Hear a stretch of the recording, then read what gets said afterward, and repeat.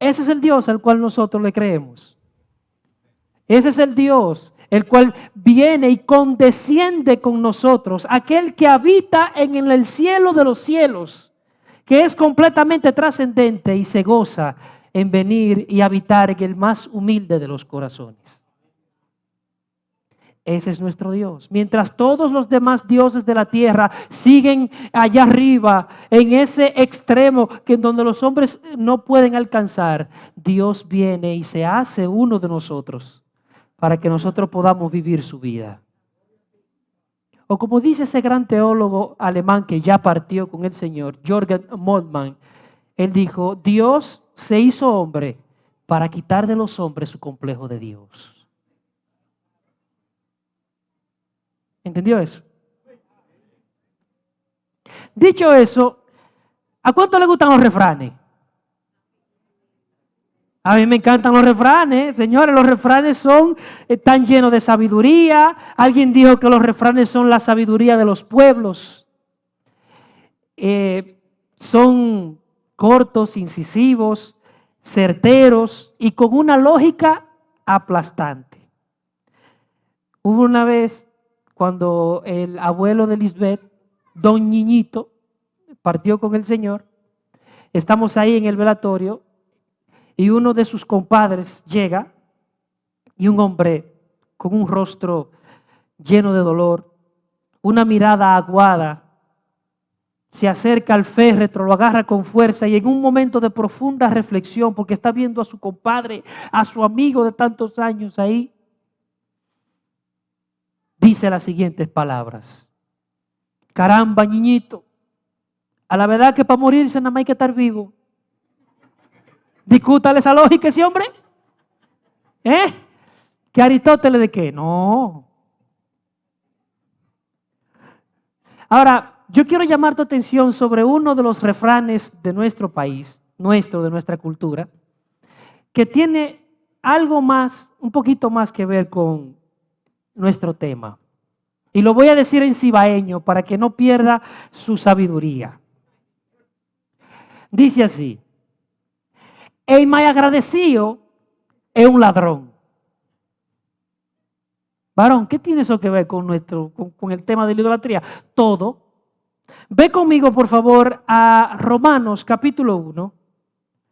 Romanos capítulo 1, a partir del verso 20. Vamos a estar leyendo el verso 20. Romanos capítulo 1, verso 20. Vamos a estar leyendo hasta el 25. Dice así: porque lo invisible de Él, recuerden que estoy leyendo en la Reina Valera 2015. Es prácticamente lo mismo, algunas cositas solamente varían. Dice: porque lo invisible de Él, su eterno poder y deidad, se deja ver desde la creación del mundo, siendo entendida por las cosas creadas, de modo que no tienen excusa, porque habiendo conocido a Dios, no lo glorificaron como a Dios, ni le dieron, más bien se hicieron vanos en sus razonamientos y su insensato corazón fue entenebrecido.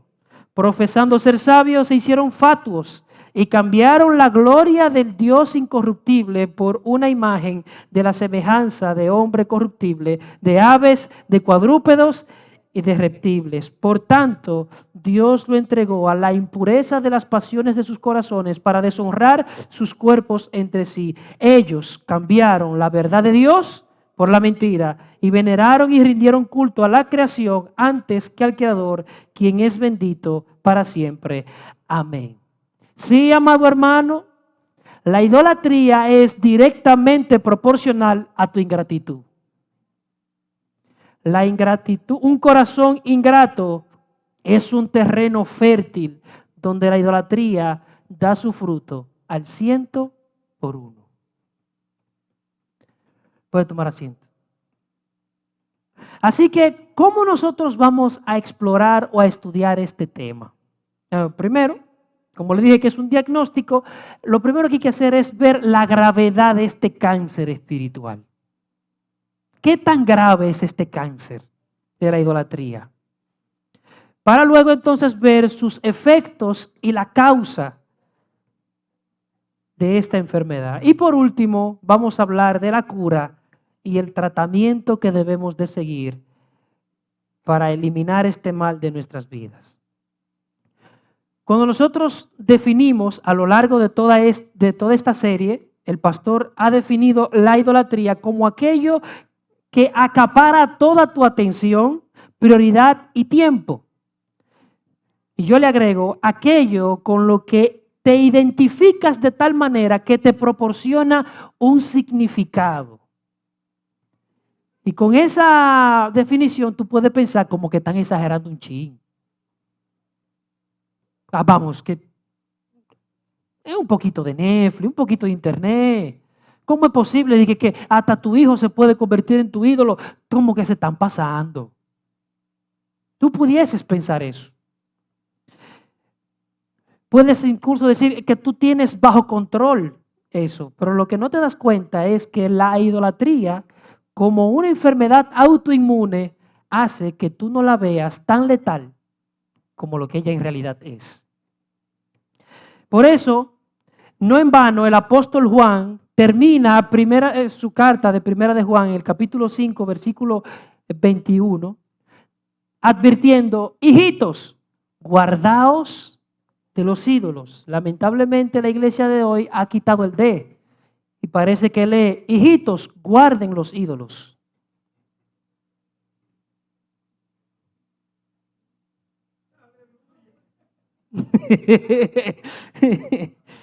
Se le fue el gozo, hermano. Estábamos bien ahorita con el Dios que bendice, ¿verdad que sí? El mismo apóstol Pablo nos dice que debemos de huir de la idolatría. Huyan. Por tanto, hijos míos, huyan de la idolatría. Y el mismo apóstol Pablo en Gálatas capítulo 5 nos advierte que la idolatría es una obra de la carne. Por eso a mí me gusta ilustrar la idolatría con un cáncer. Así como el cáncer inicia con una desviación en tu ADN, asimismo la idolatría se aloja en tu pecado original, en esa tendencia natural hacia el mal. Así como el cáncer es una sobreproducción de células, lo cual es bueno. La reproducción de células es bueno, eso es lo que nos mantiene vivos, eso es lo que nos mantiene saludable. Asimismo, la idolatría toma las cosas buenas de nuestra vida, las cosas que son legítimas, y las pervierte. Hijos, familia, trabajo, dinero, relaciones, todo eso es bueno. El problema es la sobreproducción. Y aquí viene lo más importante: el cáncer, amado hermano, no se detiene hasta matarte. El cáncer no para hasta que hace metástasis. Exactamente lo mismo con la idolatría. No se va a detener hasta matarte, hasta convertirte en algo que no eres. Así de terrible es la idolatría. Sin embargo, mi ilustración tiene un problema. Tiene un problema porque yo no puedo culparte de una enfermedad. Yo no puedo decir que tú tienes la culpa de tener cáncer. Por eso es que la mejor forma de describir la idolatría es como Dios la hace. Dios describe la idolatría como un adulterio rastrero, como una fornicación abominable, como un sucio acto de prostitución. Así es como Dios ve la idolatría.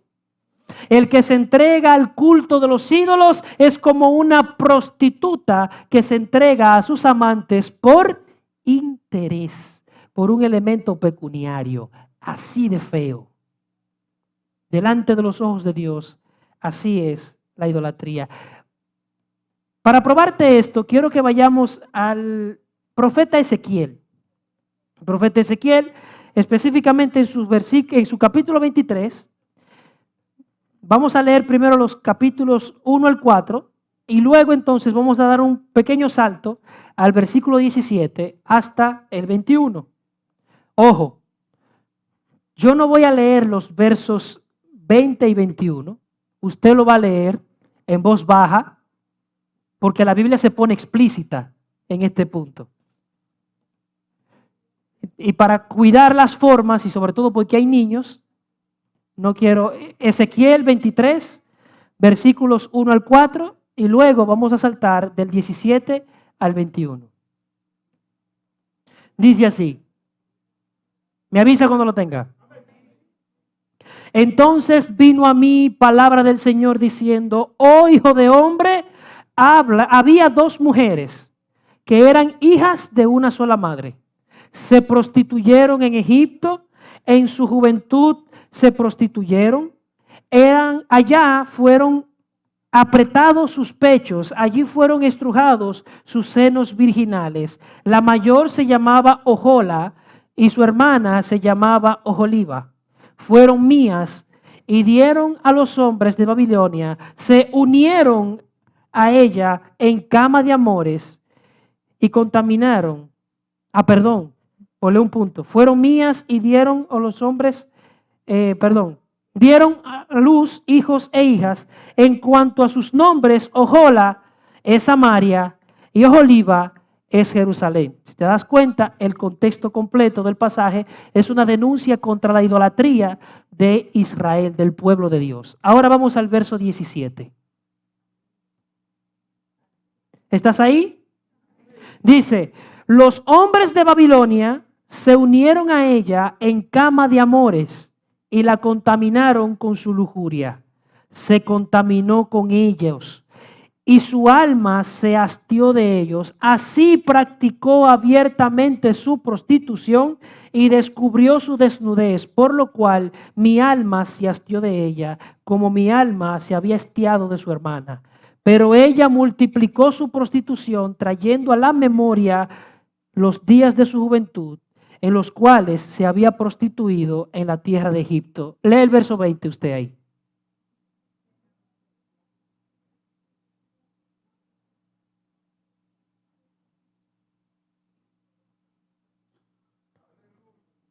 ¿Entendió ahora cómo Dios ve la idolatría?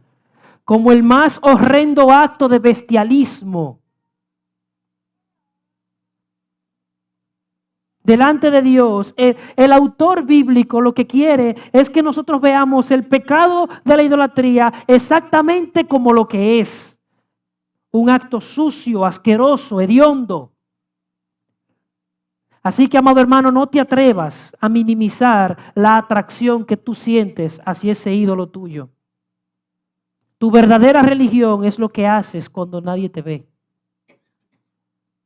Lo que hacemos en soledad es lo que determina realmente a quién tú adoras.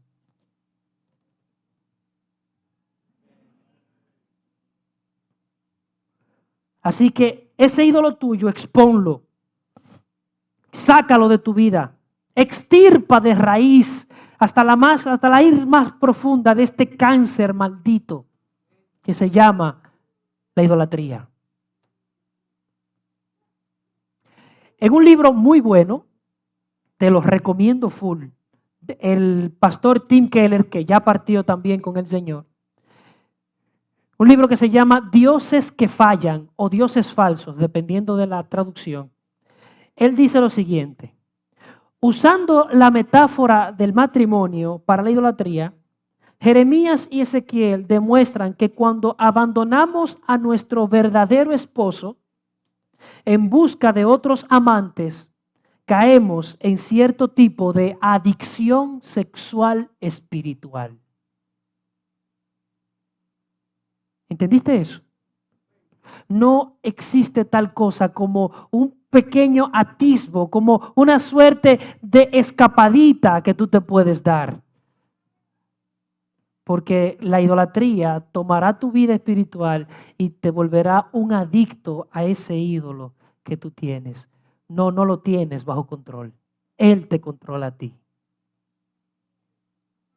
Así de horrible la idolatría. Así de grave es este problema, amado hermano. Así que no te atrevas a minimizarlo. No te atrevas a decir, están exagerando un poquito. Son muy legalistas esta gente. No, es un problema serio. Es un problema real. De nuevo, volvamos a la idea del cáncer. Imagínate tú ahí, en la oficina del doctor, un oncólogo, hermano, usted tiene cáncer en los huesos. No, eso no es verdad. No, eso no es para tanto. Que sí, que usted tiene que someter su tratamiento. No, no exagere tanto, tranquilo. Cójalo suave. Yo lo manejo, yo me tomo ahorita una aspirina y se me quita el dolor. Es exactamente la misma actitud que nosotros tomamos frente a cuando nos tocan esos anhelos del corazón. Cuando nos tocan esos momentos escondidos de nosotros. Cuando no le permitimos al Señor que su palabra penetre hasta lo más profundo. Eso sí, Dios tiene que bendecirme. Eso sí, Dios tiene que cuidarme. Y lamentablemente hemos creado una espiritualidad de que Dios es una suerte de terapeuta cósmico que está para que tú te sientas bien. Ese Dios del evangelicalismo moderno que solamente está para bendecirte, para prosperarte, para promoverte, es un ídolo maldito. Ese no es el Dios verdadero. El Dios verdadero es el Dios que transforma. El Dios verdadero es el Dios que nos invita cada día a ser más semejante a Él. El Dios verdadero es el Dios soberano, todopoderoso, y nosotros somos sus súbditos. Él no está a nuestro servicio, nosotros estamos al servicio de Él. Mientras más rápido entendamos eso, más rápido abandonaremos esos otros señores que nosotros queremos tener. Ponte a pensar.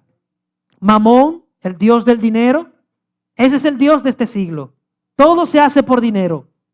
Y lamentablemente nosotros como creyentes a veces caemos en la trampa de Mamón. Baal era el Dios de la lluvia. Entiende lo que quiere decir eso en un contexto donde la lluvia estaba en un desierto, señores. El desierto de Caldea. Así que la lluvia era importante, ¿no?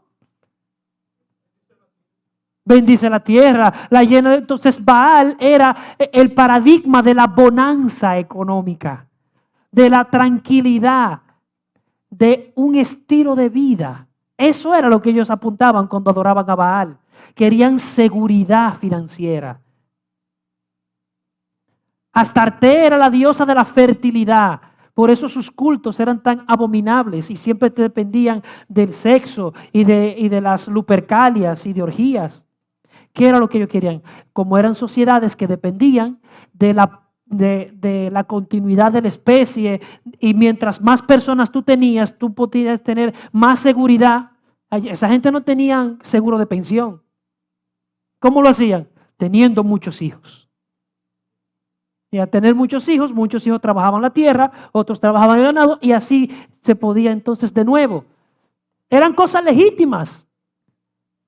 Ellos querían alcanzar cosas legítimas. El problema era que se volvieron un fin en sí mismas y adoraron la criatura antes que el Creador. Amado hermano, es exactamente lo mismo. Los griegos, los caldeos, todos sus dioses están más vivos que nunca en esta sociedad. Vivimos en una sociedad que rinde culto al vino. Ese es el culto dionisiaco. Vivimos en una sociedad que en ciertas esferas el conocimiento, la filosofía y todo ello, ese es el culto apolígneo. Ese clasismo absoluto. Este hedonismo sirenaico que nosotros vemos cada día, que crece y crece. Esta gente que vive por y para el placer. Vivimos en una sociedad completamente idólatra. Pero también tenemos que mirar hacia adentro. Y nosotros como iglesia muchas veces hay un feo ídolo que se llama fariseísmo. Que lo tenemos a veces ahí bien guardadito. y que asoma su fea cara muchas veces. ¿Cómo así, varón, que el fariseísmo es un ídolo? Por supuesto. La parábola del fariseo y el publicano. Puesto en pie en la sinagoga delante de todo el mundo, Señor, te doy gracias, porque doy diezmo de todo lo que tengo. Te doy gracias, Señor, porque ayuno 2 veces por semana. Señor, y por más que te doy gracias que yo no soy como este publicano, hijo del diablo. Yo no soy como fulano. Ese sí es verdad, Señor, que es un pecador feo. Yo no. Y menos como la hermana fulana. Mire el escote que trajo hoy a la iglesia. ¿Cómo es posible?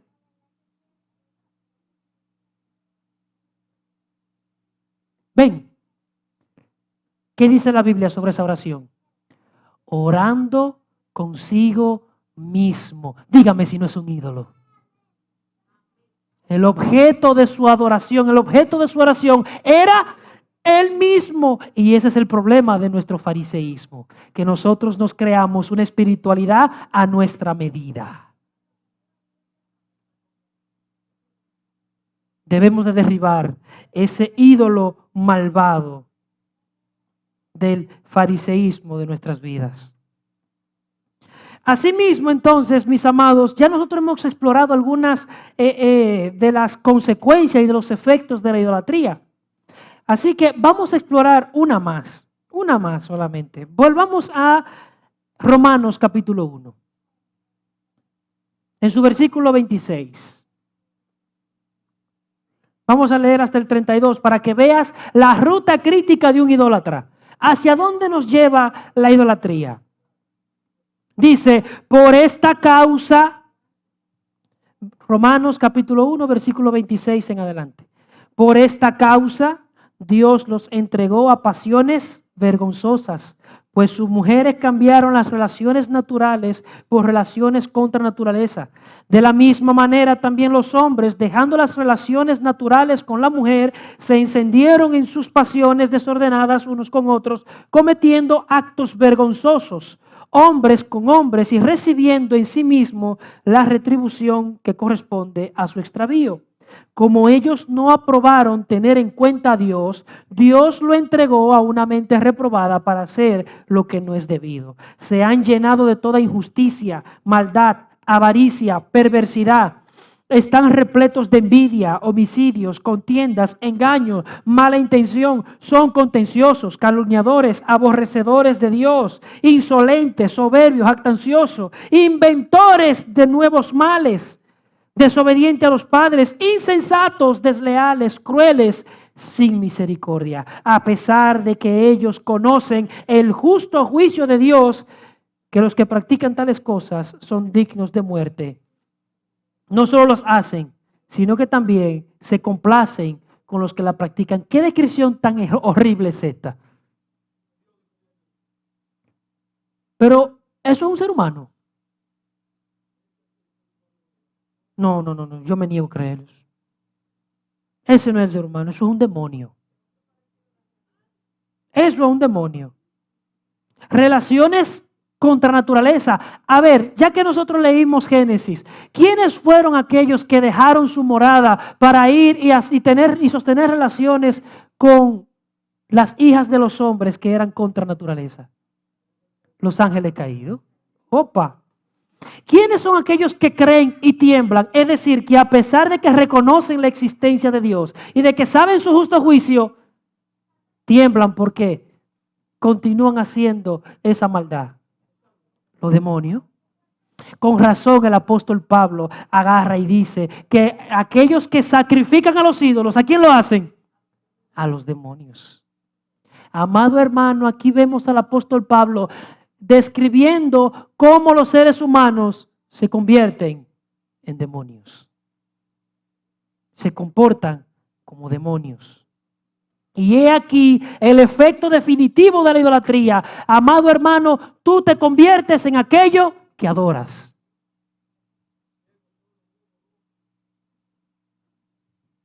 Así como los ídolos son ciegos, sordos, mudos, Asimismo, cuando tú adoras ese ídolo, se cauteriza tu conciencia y el evangelio se vuelve completamente inservible para ti. Ese ídolo te vuelve adicto a él. Te cauteriza esa conciencia. Tú te transformas en aquello en lo que adoras. Así, y sobre todo, la idolatría produce impiedad. Así como la piedad te vuelve más parecido a Cristo y por ende te vuelve más lo que Dios quiere que tú seas, te vuelve más humano, entonces la idolatría te vuelve cada vez más impío, te aleja más de Dios y te convierte en algo que Dios no te ha llamado a hacer, en algo subhumano. El mejor ejemplo de eso es Nabucodonosor. El símbolo del éxito, el hombre con más poder sobre la tierra en un momento dado. Dios agarró a ese hombre y lo puso a comer hierba como un animal. Tú lees la descripción de la Biblia y tú dices, ¿qué es esto? Ni es un hombre, ni es un animal, es una cosa rara. Exactamente eso es un idólatra. Una cosa rara, ni es lo que Dios le llamó a hacer, pero es una suerte de subhumano. Lo mismo, esa idea fue lo que el autor de El Señor de los Anillos quiso retratar con Gollum. ¿Cuántos se acuerdan de ese personaje precioso? ¿Se acuerdan? ¿Se acuerdan de ese personaje? ¿Cuántos se acuerdan? Bueno, Gollum era el que portaba el anillo, era el cuarto portador del anillo. Y su obsesión con ese anillo le convirtió en este ser despreciable, en este ser indeseable, en este ser que hace absolutamente todo por su anillo. Él le llama mi precioso, mi tesoro, mi regalo de cumpleaños. Asimismo, amado hermano, nuestros ídolos nos convierten en eso. Degeneran nuestra personalidad en nuestro cuerpo hasta que se apoderan de nuestra voluntad y te conviertes en ellos. Tú adoras, en aquello que tú adoras, te vas a convertir. Amado hermano, piensa en lo siguiente. Toda esta degeneración humana empieza con la ingratitud. Todo esto empieza con un corazón ingrato, junto con el rechazo de la gloria de Dios. La ingratitud es la fuente de toda idolatría. Así que la postura básica de un corazón ingrato es aquel que dice que en un momento dado su orgullo tontamente le dijo que Dios no es digno de tu gratitud, que tú eres el responsable de tu bondad, que tú has logrado absolutamente todo lo que tú necesitas y que tú tienes todos los recursos necesarios para solventar cualquier problema que tú tienes. Que tú tienes seguridad económica para enfrentarlo, que tú tienes salud y tú vives esa vida sin tomar en cuenta a Dios. Así que tú le dices a Dios, no te necesito mientras respiras su aire.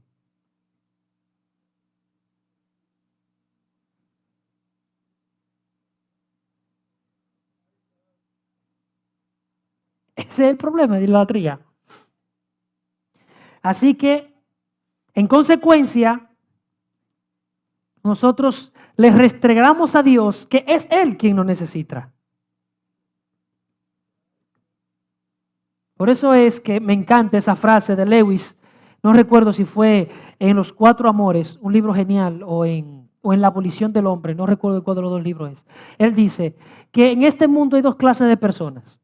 Aquellos los cuales le dicen a Dios, hágase tu voluntad, y aquellos a quienes Dios le dice, hágase tu voluntad. ¿Vieron la diferencia? Dios nos ayude a ser del primer grupo. Porque cuando nosotros hacemos nuestra voluntad, nos convertimos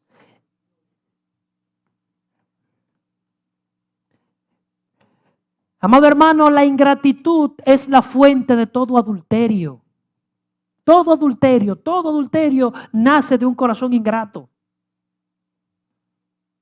El no reconocer lo que esa mujer hace por ti cada día. Lo que ese hombre trae aquí a esta casa no da para nada. Total, yo doy maquel. Esa mujer, ese hombre ya no me representa. Yo merezco algo mejor.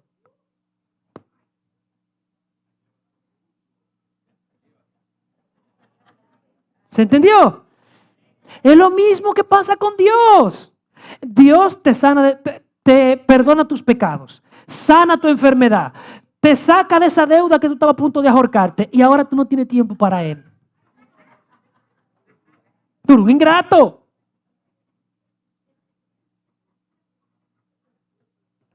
No, que yo tengo un proyecto personal, yo no puedo ir a la iglesia. Ajá.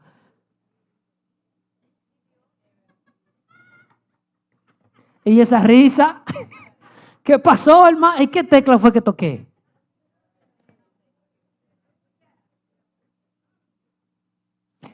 No se ríe, hermano, pero esto es serio.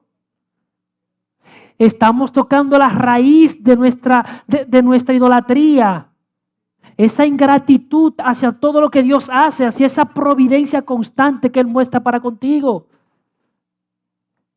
Al mismo tiempo, eso me muestra el inmenso amor que Dios tiene. Porque a pesar de que nosotros somos infieles, Él permanece fiel. Él permanece enviando constantemente bendiciones a nuestras vidas, protección. No se ha dejado sin testimonio enviando lluvia a su tiempo. La siembra y la siega no se ha detenido. A pesar de una humanidad que reniega de Él. De nuevo, mientras respira su aire, mientras le come su comida, tú estás peor que Zelensky. Independientemente de la postura política en la que tú tengas, tú ir a la Casa Blanca. Después de 3 años, esa gente mandándote municiones, inteligencia, tecnología, y tú ponete a porfiar ahí con él. Que no, que yo con lo otro. Por mira mal agradecido. Es exactamente lo mismo que nosotros hacemos con Dios. No, que yo no puedo hoy, que está lloviendo.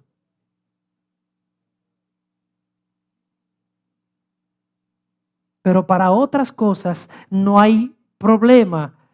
Para otras cosas no hay obstáculo. Tú mueves cielo y tierra. ¿Cómo se llama eso? Ingratitud. Ingratitud.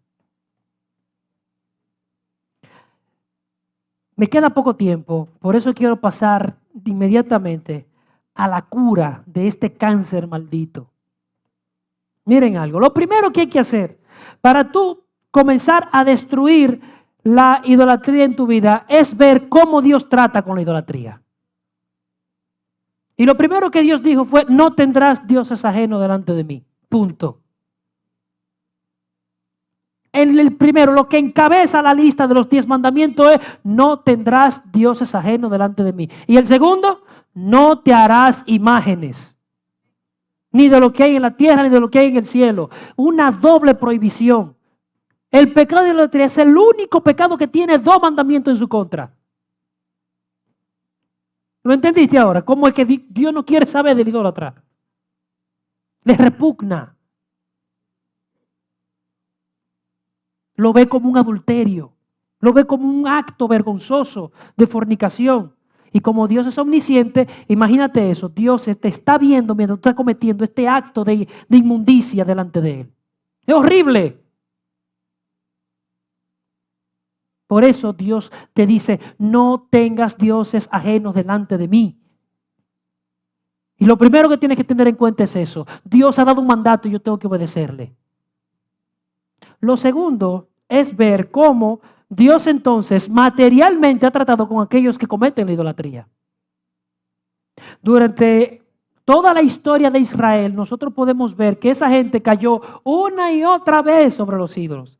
Empezando, lo saca de Egipto, lo tiene un chin, le pasa una pequeña prueba en el desierto. ¿Y la gente qué hizo? Un becerro de oro.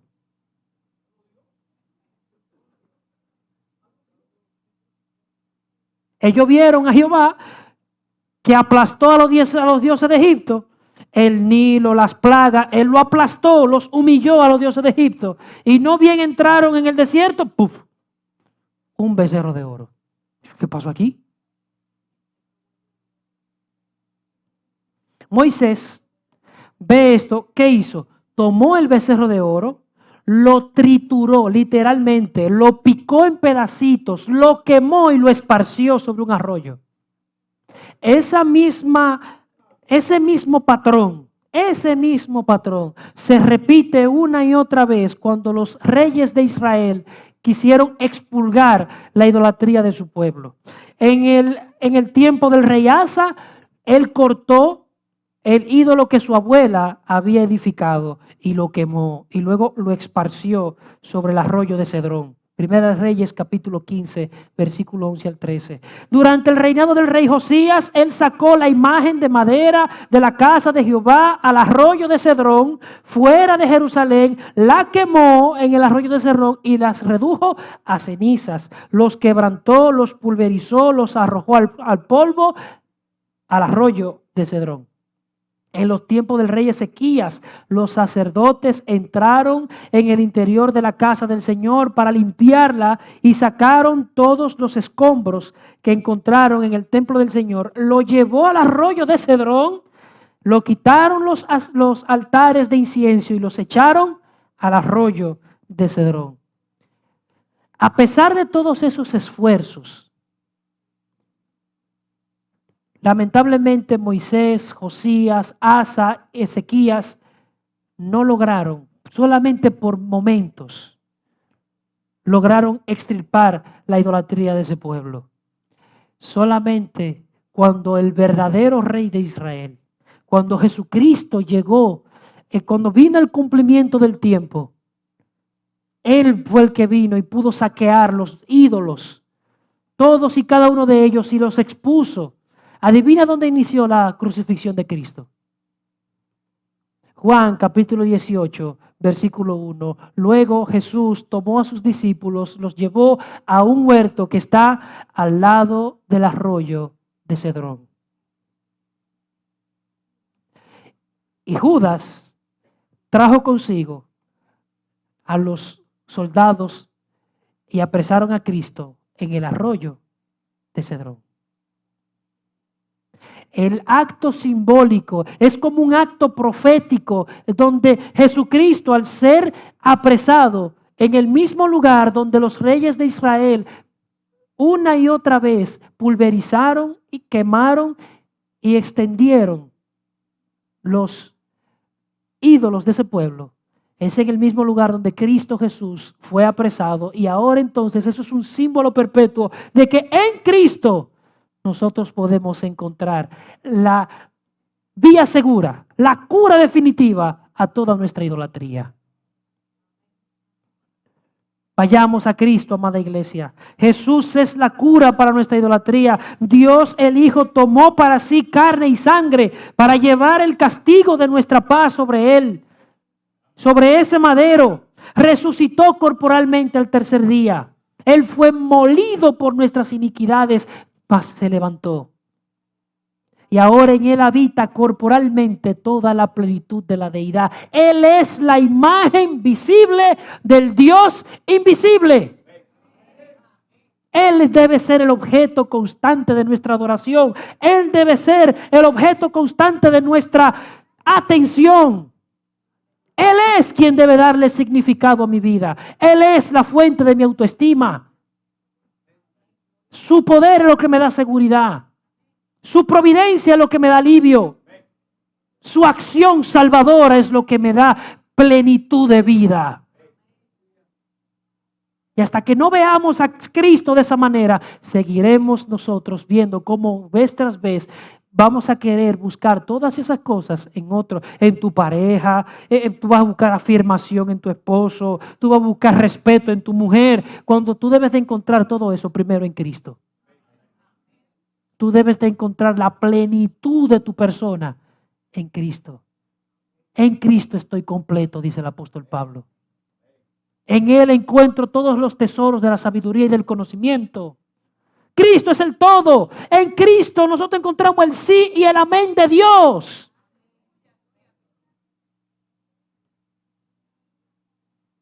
Esa es la cura definitiva, pero el tratamiento, amado hermano, contra la idolatría es vivir una filosofía de vida basada en la gratitud a Cristo.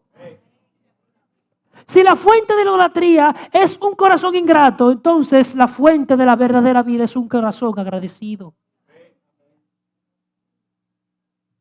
La gratitud, amada iglesia, es una oportunidad. La gratitud nos vuelve a enfocar en la realidad de que nuestras vidas dependen absolutamente del glorioso poder de Cristo. La gratitud nos enfoca en lo que Dios nos da, no en lo que Él retiene. La gratitud me mantiene enfocado en todas las bendiciones que Dios constantemente envía a mi vida. ¿Qué ídolo de qué me va a dar la satisfacción que yo puedo encontrar en Cristo? ¿Recuerda cómo iniciamos este sermón? Iniciamos diciendo que la ingratitud es un terreno fértil donde la idolatría da su fruto al 100%. Pues entonces la gratitud, un corazón agradecido, es un terreno fértil donde la santidad da su fruto al 100%. Oremos.